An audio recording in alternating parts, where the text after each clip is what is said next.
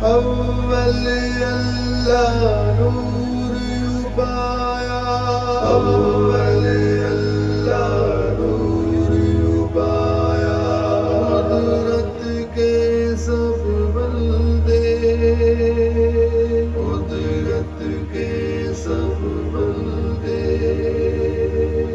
एक नूर ते सब जग उपजया, नूर ते सब जग उपजया। कौन भले को वंदे, कौन भले को वंदे। ये सारी कायनात, ये ब्रह्मांड, ये कुदरत, ये जहान एक ही नूर विचों पैदा होया।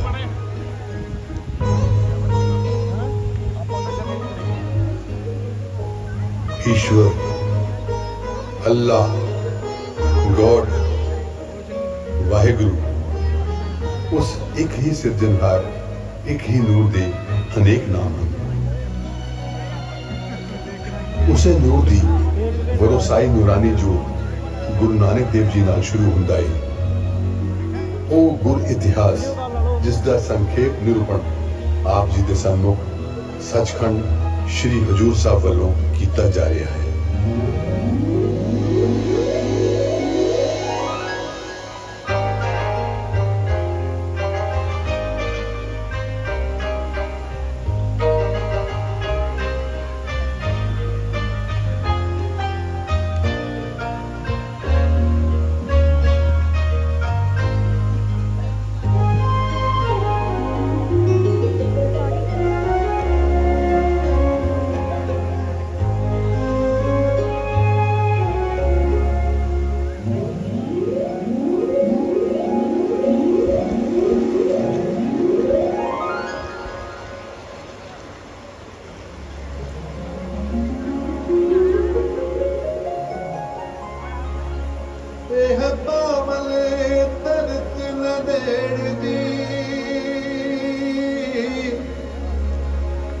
जिदा जग विच रोशन ना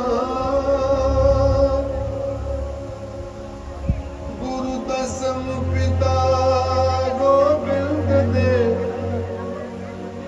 चरण स्पर्शी था।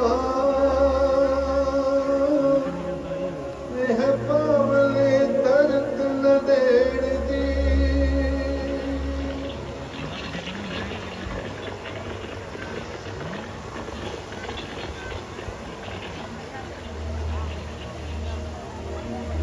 पुछरी नदी गोदावरी,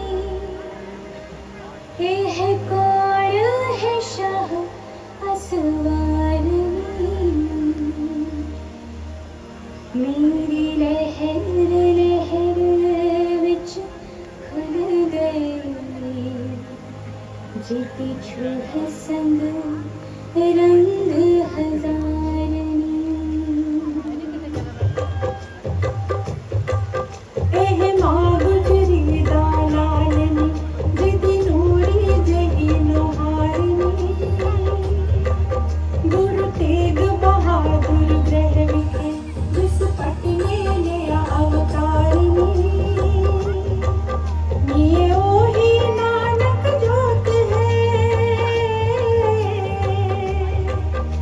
ये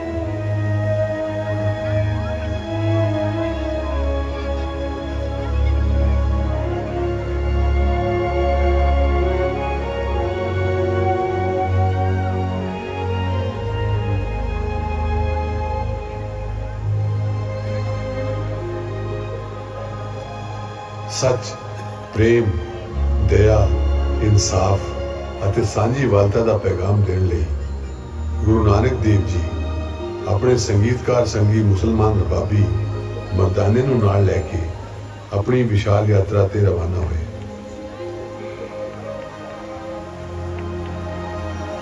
ਇਹਨਾਂ ਨੂੰ 4 ਉਦਾਸੀਆਂ ਦੇ ਨਾਮ ਦੇ ਨਾਲ ਜਾਣਿਆ ਜਾਂਦਾ ਹੈ। ਗੁਰੂ ਨਾਨਕ ਇਹਨਾਂ ਉਦਾਸੀਆਂ ਦੌਰਾਨ ਮੱਕੇ ਵੀ ਗਏ।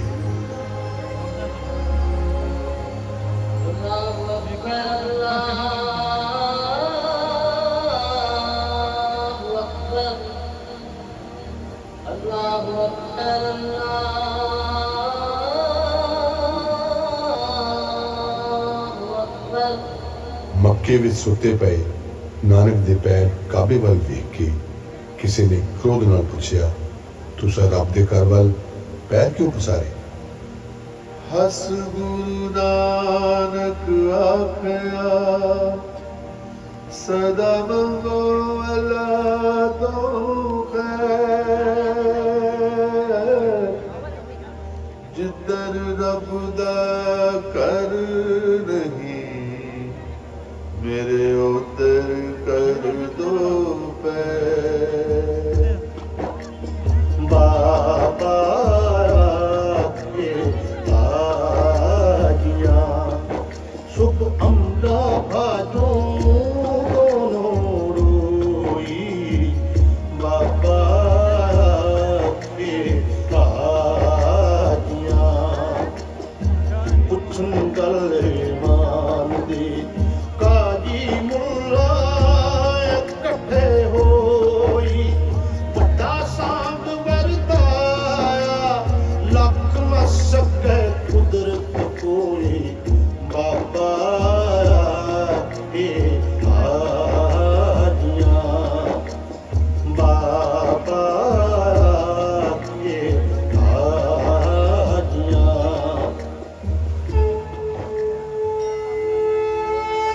जगन्नाथपुरी का मंदिर,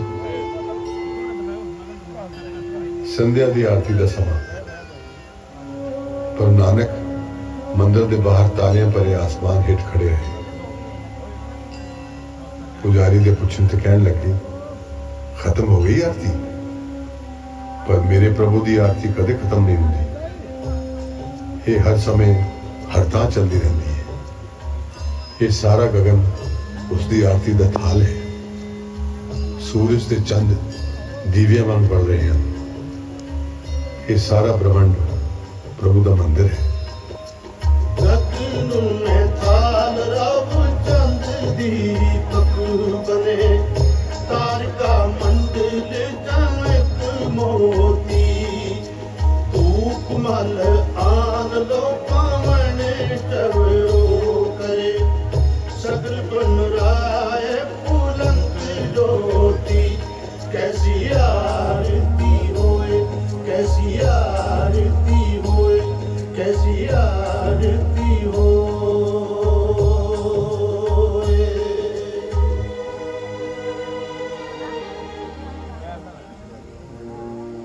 ਵੱਖ-ਵੱਖ ਵੇਸਾਂ, ਧਰਮਾਂ ਅਤੇ ਜਾਤਾਂ ਕਾਰਨ ਵੰਡੀ ਹੋਈ ਮਾਨਵਤਾ ਨੂੰ ਸਾਂਝੀਵਾਲਤਾ ਅਤੇ ਪ੍ਰੇਮ ਦਾ ਚਾਨਣ ਬਣਦੀ ਨੂਰਾਨੀ ਜੋਤ ਗੁਰੂ ਨਾਨਕ ਦੇਵ ਜੀ ਨੇ ਆਪਣੀ ਰਚੀ ਅਤੇ ਇਕੱਤਰ ਕੀਤੀ ਬਾਣੀ ਦੀ ਪੋਥੀ ਭਾਈ ਲਹਿਣਾ ਜੀ ਅੱਗੇ ਧਰ ਕੇ ਉਹਨਾਂ ਨੂੰ ਸੀਸ ਨਿਵਾਇਆ, ਗੁਰਗੱਦੀ ਅਰਪਣ ਕੀਤੀ।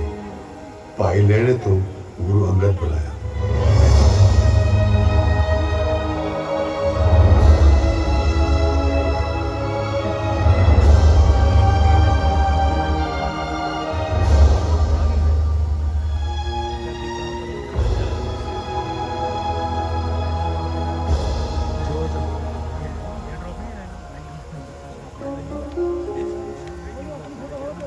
गुरु अंगद देव जी ने खडूर साहब वसा के धर्म के प्रचार का नवा केंद्र स्थापित किया।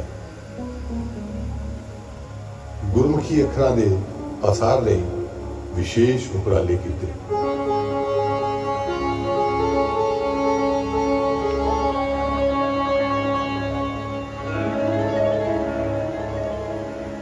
तीसरी पातशाही श्री गुरु अमरदास जी ने गोइंदवाल बसाया।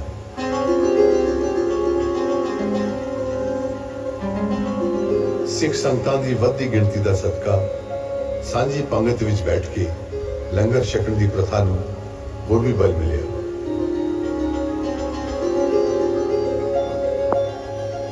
गुरु अमरदास जी ने समाज विच इस्त्री दे रुतबे नूं उच्चा उठाउण लई विशेष यतन कीते।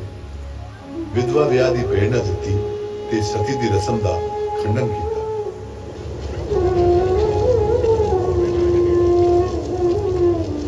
सतियां से नाखियन जो मड़िया लट चलन, सतियां से नाल का जो बिरहा चोट मरम, जो बिरहा चोट मरम।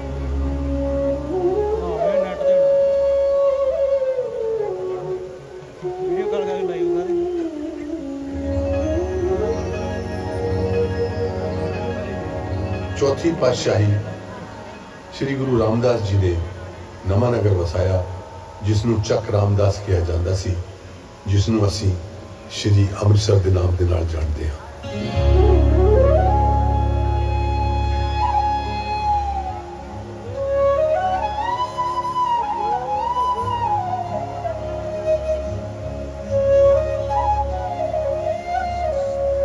श्री गुरु रामदास जी ने इत्थे सरोवर की खुदवाई भी करवाई।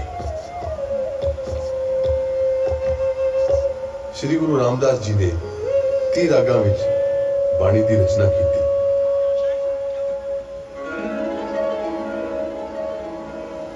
पंजवीं पातशाही श्री गुरु अर्जन देव जी ने अमृत सरोवर के विचकार श्री दरबार साहब की उसारी करवाई। उसका नींह पत्थर मुसलमान सूफी फकीर साईं मियां मीर तो रखवा के सांझी वालता, इंसानी प्रेम ਅਤੇ सब धर्मां प्रति सत्कार के संदेश ने साकार रूप प्रदान किया।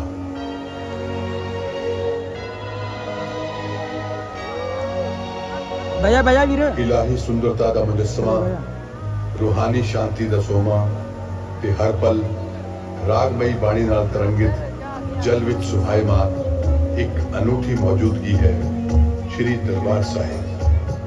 डिठे सबे नहीं तुझ तेरा, डिठे सबे नहीं तुझ तेरा। श्री गुरु अर्जन देव जी ने ही श्री गुरु ग्रंथ साहब का संपादन किया।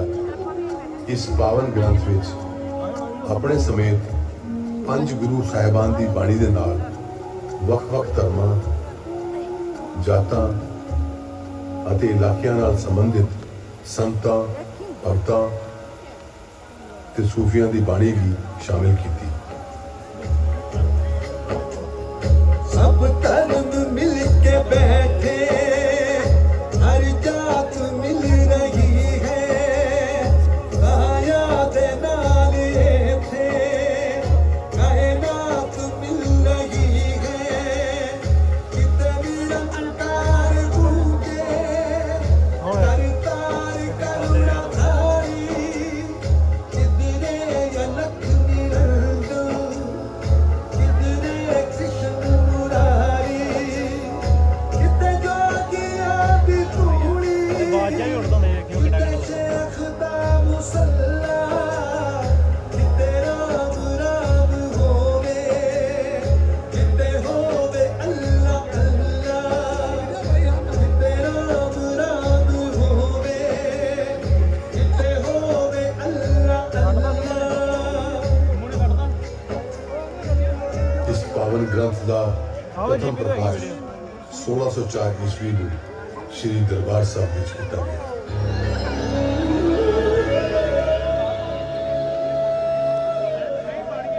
एक पासे समूची कायनात सारी खलकत ते सब धर्मां नूं प्यार देने वाले इस पैगाम का चानन, तो दूजे पासे बादशाह जहांगीर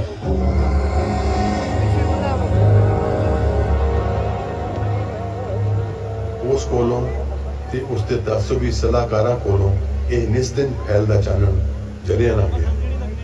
ਜਹਾਂਗੀਰ ਨੇ ਆਪਣੇ ਮੀਰ ਬਖਸ਼ ਮੁਰਤਜ਼ਾ ਖਾਨ ਨੂੰ ਹੁਕਮ ਦਿੱਤਾ ਕਿ ਉਹ ਗੁਰੂ ਅਰਜਨ ਦੇਵ ਨੂੰ ਜਾਂ ਤਾਂ ਇਸਲਾਮ ਕਬੂਲ ਕਰਵਾ ਲਵੇ ਤੇ ਜਾਂ ਉਹਨਾਂ ਦੀ ਹਸਤੀ ਮਿਟਾ ਦੇਵੇ।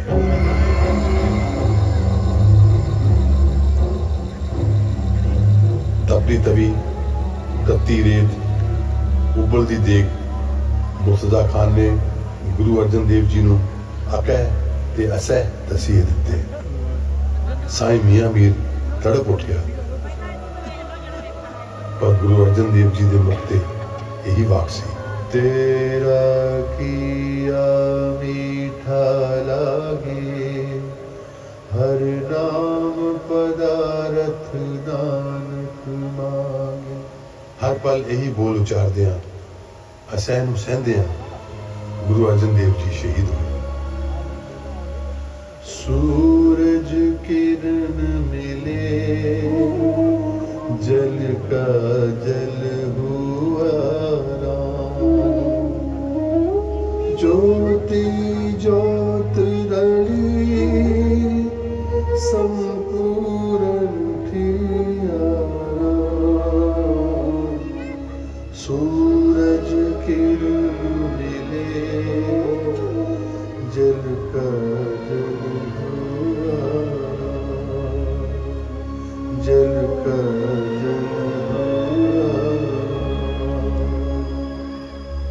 ਸੱਚ, ਪ੍ਰੇਮ ਅਤੇ ਸਾਂਝੀਵਾਲਤਾ ਦੇ ਮਹਾਨ ਮਾਰਗ ਨੂੰ ਜੁਗਾਂ ਜੁਗਾਂ ਲਈ ਰੋਸ਼ਨਾਉਣ ਵਾਲੇ ਗੁਰੂ ਅਰਜਨ ਦੇਵ ਜੀ ਨੂੰ ਇਤਿਹਾਸ ਸ਼ਹੀਦਾਂ ਦੇ ਸਰਤਾਜ ਕਹਿ ਕੇ ਯਾਦ ਕਰਦਾ ਹੈ।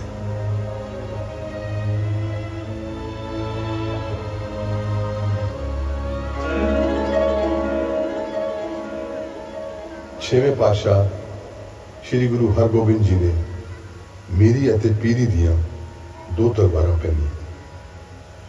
ਰੂਹਾਨੀ ਰਹਿਬਰੀ ਦਾ ਚਿੰਨ੍ਹ ਸੀ ਪੀਰੀ ਦੀ ਤਲਵਾਰ, ਰਾਜਸੀ ਇਤਿਹਾਸਿਕ ਸੂਝ ਅਤੇ ਸ਼ਕਤੀ ਦਾ ਪ੍ਰਤੀਕ ਸੀ ਮੀਰੀ ਦੀ ਤਲਵਾਰ। ਸ਼ਾਂਤੀ ਦੇ ਪੁੰਜ ਗੁਰੂ ਅਰਜਨ ਦੇਵ ਜੀ ਤਾਂ ਜਲ ਵਾਂਗ ਸ਼ੀਤਲ ਰਹੇ, ਪਰ ਉਹਨਾਂ ਨੂੰ ਪਿਆਰ ਕਰਨ ਵਾਲਿਆਂ ਦੇ ਦਿਲਾਂ ਵਿੱਚ ਆਪਣੇ ਗੁਰੂ ਨੂੰ ਦਿੱਤੇ ਗਏ ਤਸੀਹਿਆਂ ਦਾ ਦੁੱਖ ਅੰਗਾਰਿਆਂ ਵਾਂਗ ਬਲਦਾ ਰਿਹਾ। ਉਸ ਦੇ ਸੇਕ ਵਿੱਚ ਲੋਹਾ ਪਿਘਲਣ ਲੱਗਾ, ਸ਼ਮਸ਼ੀਰਾਂ ਬਣ ਲੱਗੀਆਂ।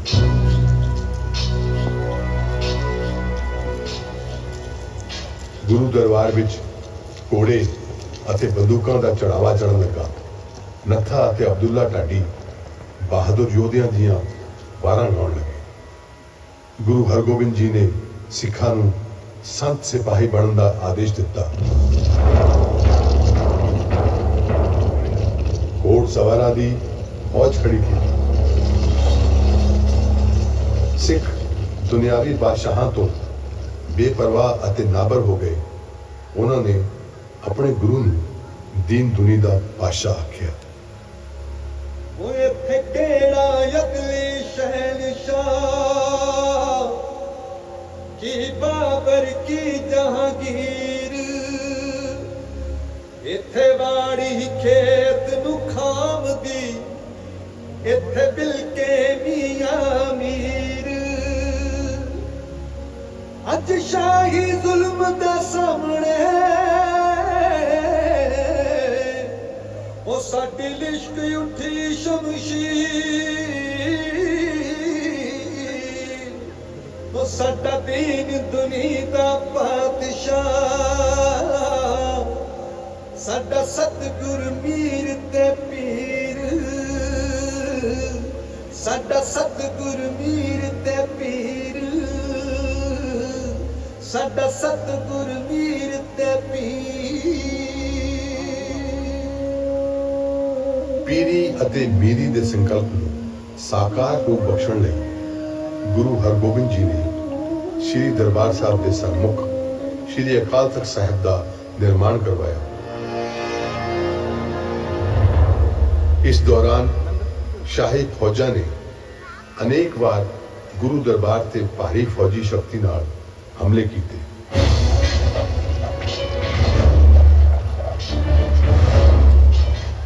हर वार ਉਹਨਾਂ ਨੂੰ हार खा के मुड़ना पिया।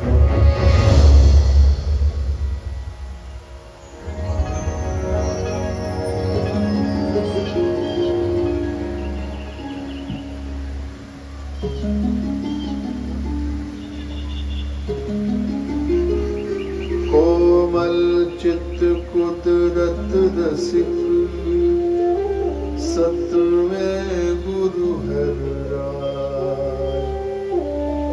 सहज तुरन पहरन पकड़ कोई कली मते टूट जाए। सतवीं पातशाही श्री गुरु हरराय जी कुदरत के प्रेमी ਅਤੇ ਵਾਤਾਵਰਣ ਪ੍ਰਤੀ ਬਹੁਤ ਸੰਵੇਦਨਸ਼ੀਲ ਸਨ। ਗਰੀਬਾਂ ਲਈ ਵੀ ਉਹਨਾਂ ਦਾ ਮਨ ਪਿਆਰ ਅਤੇ ਹਮਦਰਦੀ ਨਾਲ ਭਰਿਆ ਹੋਇਆ ਸੀ। ਉਹਨਾਂ ਨੇ ਲੰਗਰ ਦੇ ਵੇਲੇ ਨਗਾਰਾ ਵਜਾਉਣ ਦੀ ਪ੍ਰਥਾ ਚਲਾਈ ਤਾਂ ਜੋ ਕੋਈ ਭੁੱਖਾ ਪਿਆਸਾ ਸੁਣਦਾ ਹੋਵੇ ਤਾਂ ਆ ਕੇ ਲੰਗਰ ਛਕ ਲਵੇ।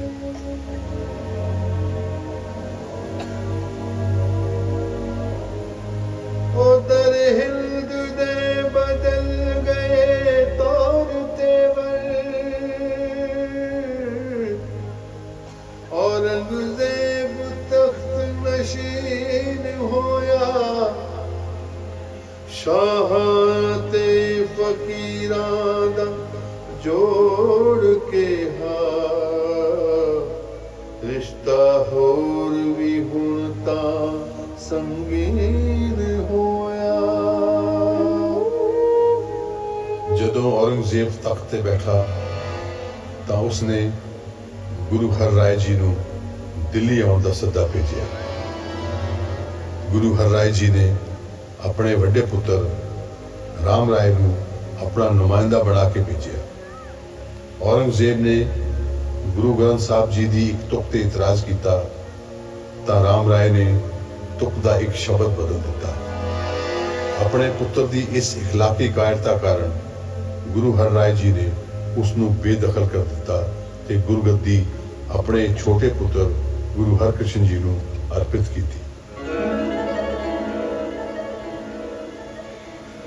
ਦਇਆ ਅਤੇ ਮਾਨਵ ਸੇਵਾ ਦੇ ਸਰੂਪ ਹਰਕ੍ਰਿਸ਼ਨ ਜੀ ਉਦੋਂ ਦਿੱਲੀ ਸਨ ਜਦੋਂ ਸ਼ਹਿਰ ਵਿੱਚ ਚੇਚਕ ਦੀ ਮਹਾਮਾਰੀ ਫੈਲ ਗਈ।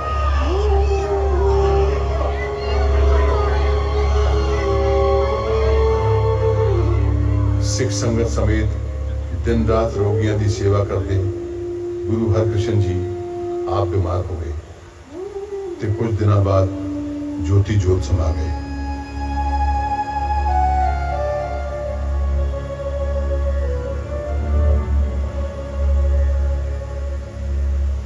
ਜੋਤੀ ਜੋਤ ਸਮਾਨ ਵੇਲੇ ਉਹਨਾਂ ਦੇ ਮੁਖਾਰ ਬਿੰਦ ਤੇ ਇਹ ਦੋ ਸ਼ਬਦ ਸਨ, ਬਾਬਾ ਬਕਾਲੇ। ਇਹਨਾਂ ਦੋ ਸ਼ਬਦਾਂ ਦਾ ਭਾਵ ਸੀ ਨੌਵੇਂ ਗੁਰੂ ਗੁਰੂ ਤੇਗ ਬਹਾਦਰ ਇਸ ਵੇਲੇ ਬਕਾਲੇ ਵਿੱਚ ਹਨ। ਪਰ ਜਦੋਂ ਇਹ ਦੋ ਸ਼ਬਦ ਬਕਾਲੇ ਪਹੁੰਚੇ ਤਾਂ 22 ਬਾਬੇ ਢੋਂਗੀ ਗੁਰੂ ਬਣ ਬੈਠੇ।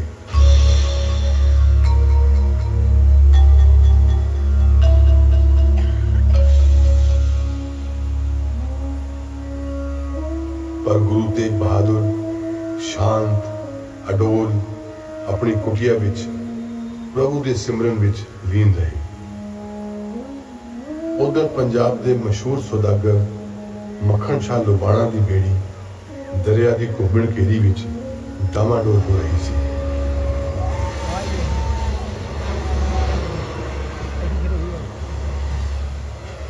उसने गुरु घर का ध्यान करके अरदास की ਤੇ 500 ਮੋਹਰਾਂ ਦੀ ਸੁਖਣਾ ਚੁੱਕੀ।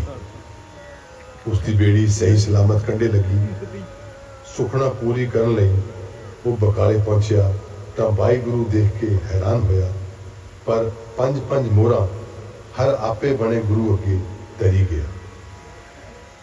ਗੁਰੂ ਤੇਗ ਬਹਾਦਰ ਜੀ ਦੇ ਸਨਮੁਖ ਆ ਕੇ ਵੀ ਮੱਖਣ ਸ਼ਾਹ ਨੇ 5 ਮੋਹਰਾਂ ਰੱਖ ਕੇ ਸੀਸ ਨਿਵਾਇਆ। ਗੁਰੂ ਜੀ ਹੱਸ ਕੇ ਬੋਲੇ, ਮੱਖਣ ਸ਼ਾਹ ਵਪਾਰ ਇਸ ਤਰ੍ਹਾਂ ਨਹੀਂ ਚੱਲਦੇ। ਤੇਰਾ ਇਕਰਾਰ ਤਾਂ 500 ਮੋਹਰਾਂ ਦਾ ਸੀ। ਮੱਖਣ ਸ਼ਾਹ ਇਹ ਵਾਕ ਸੁਣ ਕੇ ਖੁਸ਼ੀ ਨਾਲ دیਵਾਨਾ ਹੋ ਗਿਆ। ਛੱਤ ਤੇ ਚੜ ਕੇ ਗਾਉਣ ਲੱਗਾ, Curadore, curadore, curadore, curadore, curadore, curadore, curadore, curadore, curadore, curadore,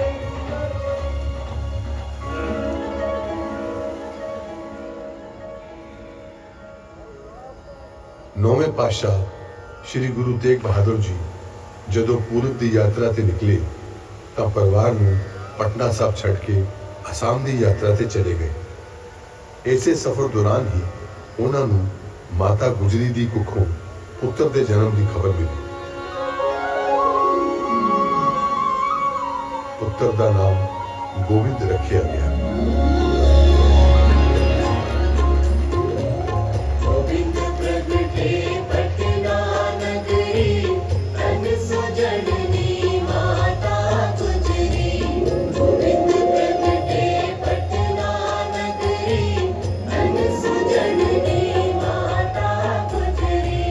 हर्षित हो गंगा माँ उछरी, बोल बढ़ करती सगरी। गोविंद प्रगटे पटना नगरी, तन सुजननी माता गुजरी। गोविंद प्रगटे पटना नगरी, तन सुजननी माता गुजरी। ਜਦੋਂ ਗੋਬਿੰਦ ਜੀ 5 ਵਰ੍ਹਿਆਂ ਦੇ ਹੋਏ ਤਾਂ ਸਾਰਾ ਪਰਿਵਾਰ ਅਨੰਦਪੁਰ ਸਾਹਿਬ ਆ ਵਸਿਆ।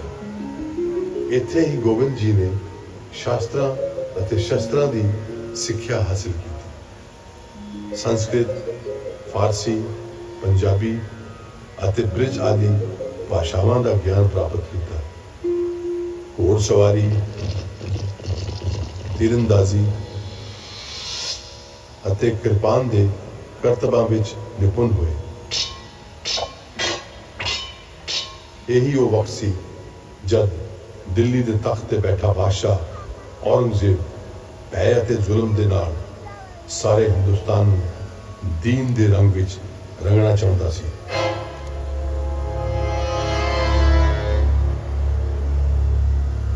ਸਨ 1675 ਗੋਬਿੰਦ ਜੀ ਉਦੋਂ 9 ਵਰਸ ਦੇ ਸਨ ਜਦੋਂ ਇੱਕ ਦਿਨ ਗੁਰੂ ਤੇਗ ਬਹਾਦਰ ਜੀ ਦੇ ਸਜੇ ਹੋਏ ਦਰਬਾਰ ਵਿੱਚ ਕਸ਼ਮੀਰੀ ਪੰਡਤ ਆ ਫਰਿਆਦੀ ਹੋਏ, ਜਿਨ੍ਹਾਂ ਦੇ ਮੱਥਿਆਂ ਉੱਤੋਂ ਜਬਰਨ ਤਿਲਕ ਮਿਟਾਏ ਜਾ ਰਹੇ ਸਨ, ਜੰਜੂ ਉਤਾਰੇ ਜਾ ਰਹੇ ਸਨ।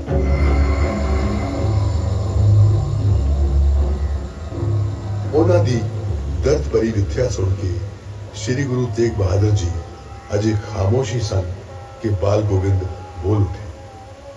ਗੁਰੂ ਪਿਤਾ ਇੱਕ ਅਰਜ਼ ਅੱਜ ਬਾਰਿਕ ਤੇਰਾ ਕਰੇ, ਤੁਧ ਬਿਨ ਕੌਣ ਜੋ ਜਿੰਦ ਦਾ ਦੀਵਾ ਬਾਲ ਧਰੇ। ਝੁੱਲਣ ਲੱਖ ਹਨੇਰੀਆਂ ਕਹਿਰ ਦੀ ਪੌਣ ਵਗੇ, ਤੇਰੇ ਸੱਚ ਬਲੀਦਾਨ ਦਾ ਜੁਗ ਜੁਗ ਦੀਪ ਜਲੇ। ਬਾਲ ਗੋਬਿੰਦ ਨੂੰ ਪਿਆਰ ਭਰਿਆ ਥਾਪੜਾ ਦੇ ਕੇ ਗੁਰੂ ਤੇਗ ਬਹਾਦਰ ਜੀ ਕਸ਼ਮੀਰੀ ਪੰਡਤਾਂ ਨੂੰ ਕਹਿਣ ਲੱਗੇ, ਹੇ ਦੁਖਿਆਰੇ ਹਿਰਦਿਓ ਨਾ ਹੋ ਅੰਗੀ, ਹਾਕਮ ਨੂੰ ਜਾ ਕੇ ਦਿਓ ਇਹ ਗੱਲ ਨਾਲ ਯਕੀਨ। ਤੇਗ ਬਹਾਦਰ ਮੰਨ ਲਵੇ ਜੇਕਰ ਤੇਰੀ, ਸਾਰਾ ਹਿੰਦ ਹੀ ਆਪਣਾ ਬਦਲ ਲਵੇਗਾ ਦੀ। ਗੁਰੂ ਤੇਗ ਬਹਾਦਰ ਜੀ ਇਨਸਾਨੀ ਸੁਤੰਤਰਤਾ, ਇਨਸਾਫ ਅਤੇ ਦੀਨਾਂ ਦੁਖੀਆਂ ਦੀ ਰੱਖਿਆ ਵਾਸਤੇ ਬਲੀਦਾਨ ਦੇਣ ਲਈ ਦਿੱਲੀ ਵੱਲ ਰਵਾਨਾ ਹੋ ਗਏ।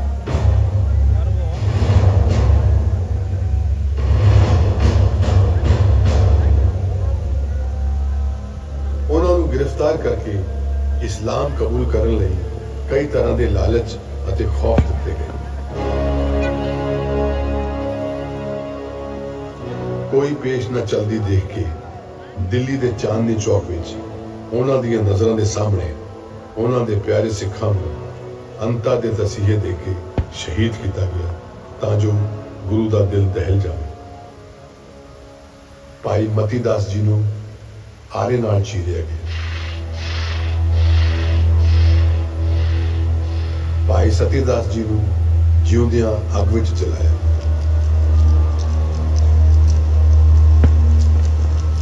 ਭਾਈ ਦਿਆਲਾ ਜੀ ਨੂੰ ਦੇਗ ਵਿੱਚ ਉਬਾਲਿਆ ਗਿਆ।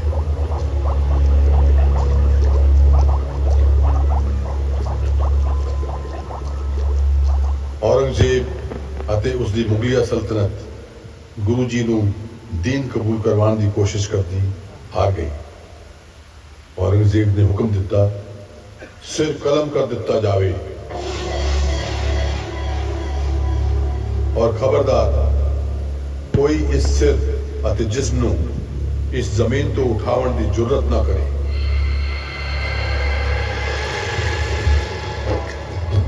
सीने नाल सिदक मुंह कर ना सके जुदा, तड़ दे नालों कर गए गुरा दा शीस जुदा। शीस जमीन ते टह पिया मच गई हाहाकार, धरती मां ने चुम के आख्या मैं बलिहार, आख्या मैं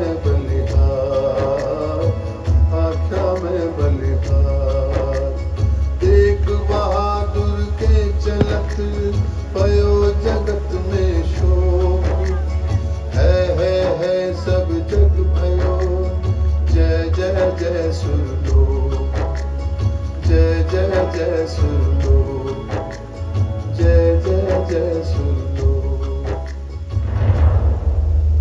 शाही फरमान दी परवाह ना करदियां ਵਣਜਾਰਾ ਸਿੱਖ ਲੱਖੀ ਸ਼ਾਹ ਗੁਰਾਂ ਦੀ ਦੇਹੀ ਨੂੰ ਆਪਣੇ ਗੱਡੇ ਵਿੱਚ ਲੁਕਾ ਕੇ ਆਪਣੇ ਪਿੰਡ ਲੈ ਗਿਆ ਤੇ ਗੁਰਾਂ ਦੀ ਦੇਹੀ ਦਾ ਸੰਸਕਾਰ ਕਰਨ ਲਈ ਆਪਣੇ ਘਰ ਨੂੰ ਅੱਗ ਲਾ ਦਿੱਤੀ।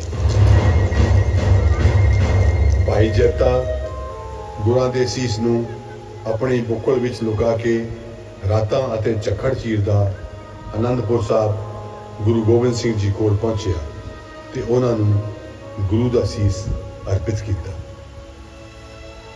रंगरेटा गुरु का बेटा कह के दसम पातशाह ने भाई जैते नूं गले लगाया ते सीस दा संस्कार किया।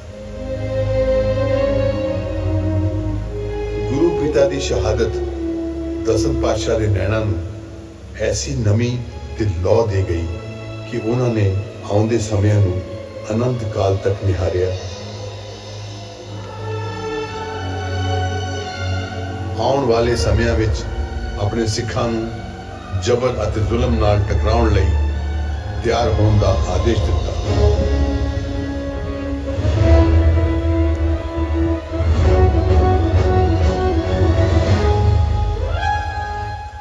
ਫਿਰ ਆਇਆ 1699 ਦੀ ਵਿਸਾਖੀ ਦਾ ਉਹ ਪਾਵਨ ਤੇ ਇਤਿਹਾਸਿਕ ਦਿਹਾੜਾ।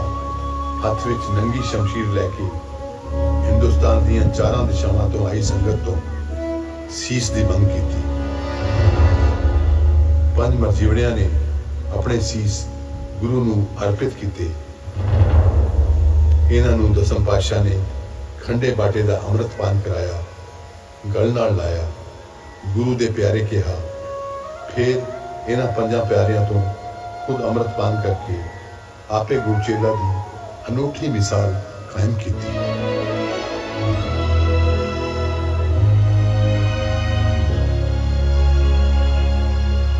ਇਸ ਮੌਕੇ ਤੇ ਆਏ ਹੋਏ ਵੱਖ-ਵੱਖ ਵਰਨਾਂ ਅਤੇ ਜਾਤਾਂ ਨਾਲ ਸੰਬੰਧ ਰੱਖਣ ਵਾਲੇ ਵਿਸ਼ਾਲ ਜਨ ਸਮੂਹ ਨੂੰ ਇੱਕੋ ਹੀ ਬਾਟੇ ਚੋਂ ਅੰਮ੍ਰਿਤ ਛਕਾਇਆ।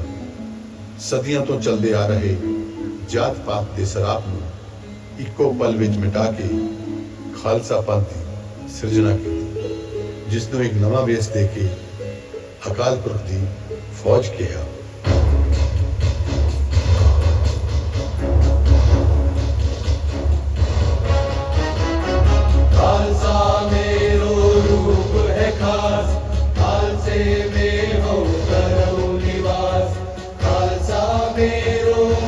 है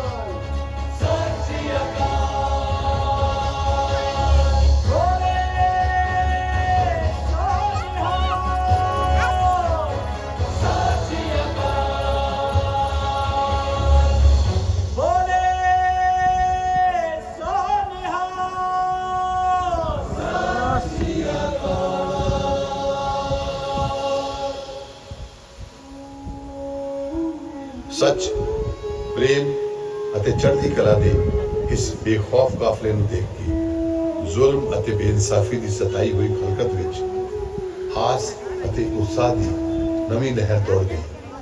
ਪਰ ਮੁਗਲ ਸਲਤਨਤ, ਪਹਾੜੀ ਰਾਜਿਆਂ ਅਤੇ ਅਖੌਤੀ ਉੱਚੀਆਂ ਜਾਤਾਂ ਨੂੰ ਇਹ ਅਣਖੀਲਾ ਪੰਥ ਚੁਭਣ ਲੱਗਾ। ਖਾਲਸੇ ਦੀ ਹੋਂਦ ਮਿਟਾਉਣ ਦੀਆਂ ਤਰਕੀਬਾਂ ਹੋਣ ਲੱਗੀਆਂ।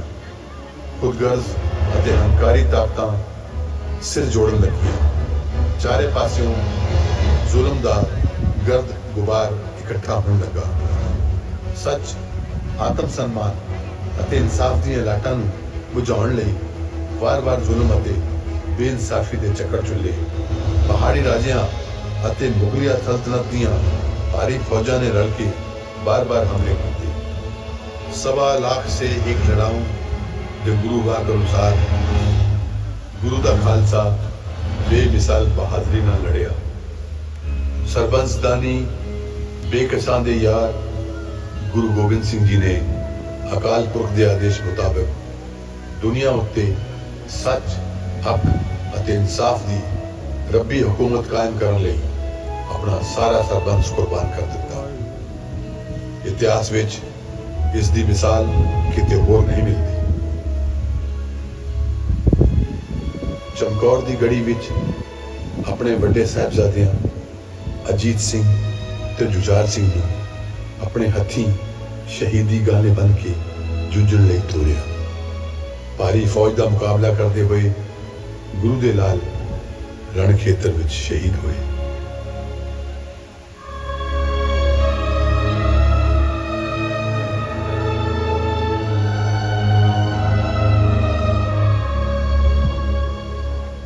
सूबा सरहंद वजीर खान ने माता गुजरी ਅਤੇ छोटे साहिबजादिਆਂ ਨੂੰ गिरफ्तार कर लिया। मासूम जिंदा ਨੂੰ लालच ਅਤੇ खौफ ਦਿੱਤੇ गए ਤਾਂ ਜੋ ਉਹ ਆਪਣਾ ਧਰਮ ਤਿਆਗ ਦੇ, ਪਰ ਉਹ ਆਪਣੇ ਸਿਦਕ ਤੇ ਅਡੋਲ ਰਹੇ। 7 ਸਾਲ ਦੇ ਸਾਹਿਬਜ਼ਾਦੇ ਫਤਿਹ ਸਿੰਘ ਤੇ 9 ਸਾਲ ਦੇ ਸਾਹਿਬਜ਼ਾਦੇ ਜ਼ੋਰਾਵਰ ਸਿੰਘ ਨੂੰ ਜਿਉਂਦੇ ਜੀ ਨੀਹਾਂ ਵਿੱਚ ਚਿਣਵਾ ਦਿੱਤਾ ਗਿਆ।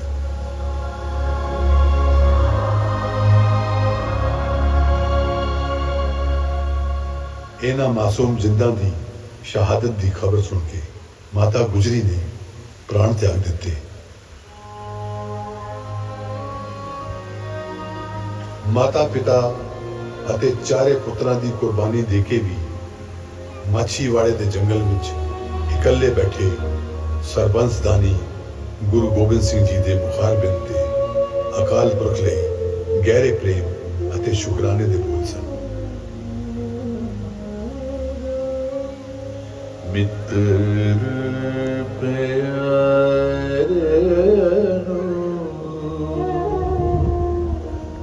ਹਾਲ ਮੁਰੀਦਾਂ ਦਾ ਕਹਿਣਾ, ਮਿੱਤਰ ਪਿਆਰੇ ਨੂੰ ਹਾਲ ਮੁਰੀਦਾਂ ਦਾ ਕਹਿਣਾ, ਮਿੱਤਰ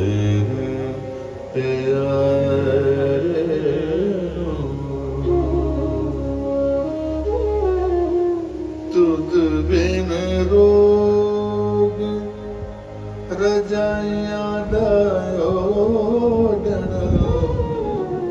तुद बिन रोग रजाइयां दायोडन, नाग निवासां ते रहना, मित्र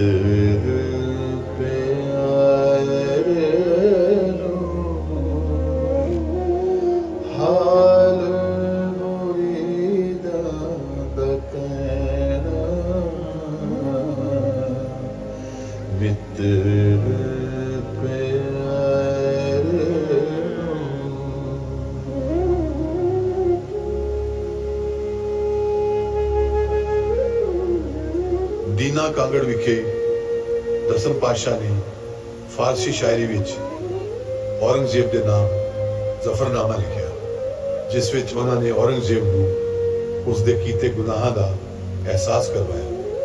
ਜ਼ਫਰਨਾਮਾ ਖਾਲਸੇ ਦੀ ਇਖਲਾਕੀ ਜਿੱਤ ਦਾ ਐਲਾਨ ਹੈ। ਤਲਵੰਡੀ ਸਾਬੋ ਸ਼੍ਰੀ ਦਮਦਮਾ ਸਾਹਿਬ ਵਿਖੇ ਮਾਤਾ ਸੁੰਦਰੀ ਗੁਰੂ ਗੋਬਿੰਦ ਸਿੰਘ ਜੀ ਨੂੰ ਮਿਲੇ।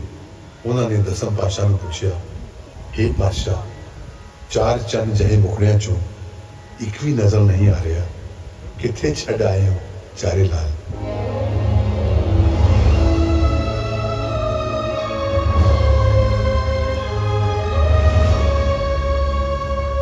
ਇਸ ਸਵਾਲ ਨਾਲ ਧਰਤੀ ਤੇ ਅਸਮਾਨ ਡੋਲ ਗਏ।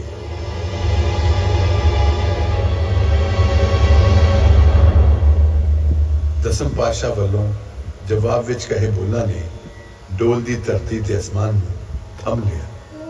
ਉਸ ਜਵਾਬ ਵਿੱਚ ਉਹਨਾਂ ਦਾ ਸਮੁੱਚਾ ਜੀਵਨ ਇਤਿਹਾਸ ਤੇ ਆਪਣੇ ਖਾਲਸੇ ਲਈ ਅਨੂਠਾ ਪਿਆਰ ਅਤੇ ਵਿਸ਼ਵਾਸ ਭਰਿਆ ਹੋਇਆ ਹੈ।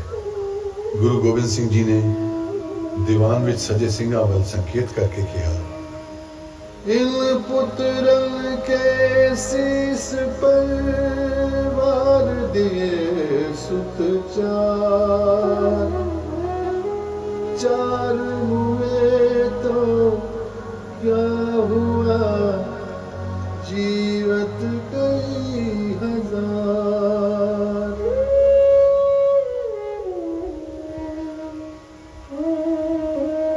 ਦਮਦਮਾ ਸਾਹਿਬ ਵਿਖੇ ਗੁਰੂ ਗੋਬਿੰਦ ਸਿੰਘ ਜੀ ਨੇ ਸ਼੍ਰੀ ਗੁਰੂ ਗ੍ਰੰਥ ਸਾਹਿਬ ਦੀ ਸੰਪੂਰਨ ਬੀੜ ਤਿਆਰ ਕੀਤੀ।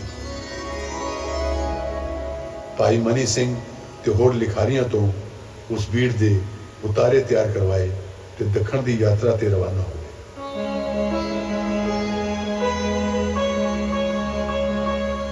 ਜਦ ਨੰਦੇੜ ਪਹੁੰਚੇ ਤਾਂ ਉਹਨਾਂ ਦੀ ਮੁਲਾਕਾਤ ਯੋਧੇ ਤੋਂ ਵਿਰਾਗੀ ਬਣੇ ਮਾਧੋ ਦਾਸ ਨਾਲ ਹੋਈ। ਦਸਮ ਪਾਤਸ਼ਾਹ ਦੀ ਸ਼ਖਸੀਅਤ ਅਤੇ ਉਹਨਾਂ ਦੇ ਬਚਨਾਂ ਨੇ ਮਾਧੋ ਦਾਸ ਦੀ ਜ਼ਿੰਦਗੀ ਦਾ ਵਹਿਣ ਹੀ ਬਦਲ ਦਿੱਤਾ। ਗੁਰੂ ਜੀ ਨੇ ਕਿਹਾ, हे ਮਾਧੋ, ਇਹ ਤੇਰਾ ਸ਼ਾਂਤ ਤੇ ਪਵਿੱਤਰ ਆਸ਼ਰਮ ਕਿਸ ਕੰਮ, ਜਦ ਕਿ ਤੇਰੀ ਮਾਤ ਭੂਮੀ ਉੱਤੇ ਮਜ਼ਲੂਮਾਂ ਦੇ ਖੂਨ ਦੀਆਂ ਨਦੀਆਂ ਵਹਿ ਰਹੀਆਂ। ਉੱਠ ਸ਼ਮਸ਼ੀਰ ਉਠਾ, ਜ਼ਾਲਮਾਂ ਲਈ ਖੌਫ ਅਤੇ ਮਜ਼ਲੂਮਾਂ ਦਾ ਆਸਰਾ ਬਣ। ਗੁਰੂ ਗੋਬਿੰਦ ਸਿੰਘ ਜੀ ਨੇ ਅੰਮ੍ਰਿਤਪਾਨ ਕਰਵਾ ਕੇ ਮਾਧੋ ਵਿਰਾਗੀ ਨੂੰ ਬੰਦਾ ਬਹਾਦਰ ਬਣਾਇਆ। ਜ਼ੁਲਮ ਦੇ ਖਿਲਾਫ ਜੰਗ ਨੂੰ ਜਾਰੀ ਰੱਖਣ ਲਈ ਦਸਮ ਪਾਤਸ਼ਾਹ ਨੇ ਬੰਦਾ ਬਹਾਦਰ ਨੂੰ ਪੰਜਾਬ ਵੱਲ ਰਵਾਨਾ ਕੀਤਾ। ਨੰਦੇੜ ਸਾਹਿਬ ਦੀ ਧਰਤੀ ਨੇ ਦੇਖਿਆ ਉਹ ਇਤਿਹਾਸਿਕ ਦਿਨ ਜਦੋਂ ਸੱਚਖੰਡ ਗਮਨ ਤੋਂ ਕੁਝ ਦਿਨ ਪਹਿਲਾਂ ਗੁਰੂ ਗੋਬਿੰਦ ਸਿੰਘ ਜੀ ਨੇ ਸਮੂਹ ਸੰਗਤ ਦੀ ਹਾਜ਼ਰੀ ਵਿੱਚ ਸ਼੍ਰੀ ਗੁਰੂ ਗ੍ਰੰਥ ਸਾਹਿਬ ਅੱਗੇ ਸੀਸ ਨਿਵਾ ਕੇ ਗੁਰਤਾ ਗੱਦੀ ਅਰਪਿਤ ਕੀਤੀ।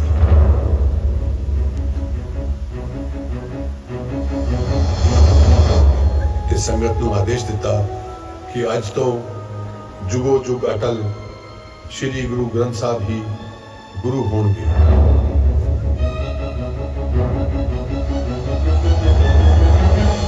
ਜਿਸਨੇ ਵੀ ਗੁਰੂ ਦੇ ਦੀਦਾਰ ਕਰਨੇ ਹੋਣਗੇ ਉਹ ਸ਼੍ਰੀ ਗੁਰੂ ਗ੍ਰੰਥ ਸਾਹਿਬ ਦੀ ਬਾਣੀ ਚੋਂ ਹੀ ਕਰੇਗਾ।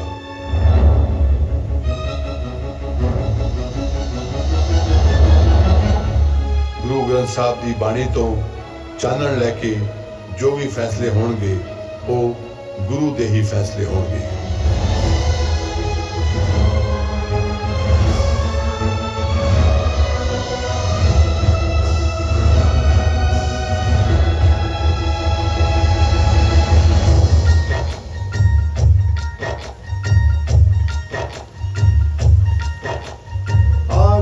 भई अकाल की तभी चलायो पंथ, सब सिखन को हुक्म है गुरु मान्यो ग्रंथ।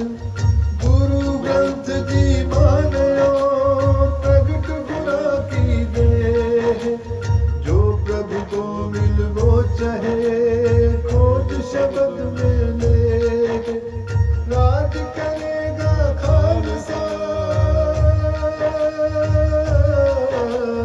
राज करेगा खालसा, कीने न को